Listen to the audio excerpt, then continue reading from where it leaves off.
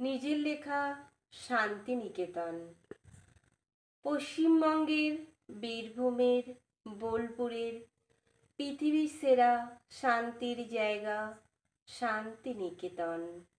রবীন্দ্রনাথের বাবা মহর্ষি দেবেন্দ্রনাথ ঠাকুর এই শিক্ষার প্রতিষ্ঠানটি তৈরি করেছিলেন 1 টাকায় 20 বিঘা জমি কিনে।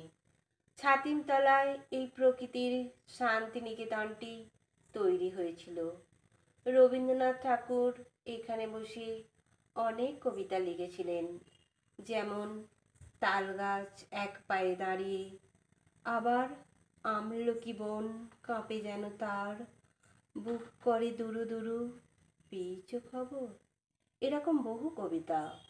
এখানের শিক্ষা হয় খোলা আকাশের নিচে ও মুক্ত বাতাসে।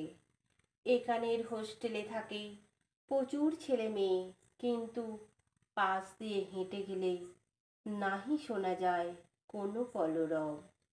এখানের বিশেষ মেলা, যেমন পৌষ মেলা ও বসন্ত উৎসব ইত্যাদি। উপাসনা ও শিক্ষার সঙ্গে সঙ্গে এটি পর্যটন কেন্দ্রও গড়ে উঠেছে। তাই অশান্ত মনকে শান্ত করতে চলো সবাই শান্তিনিকেতন।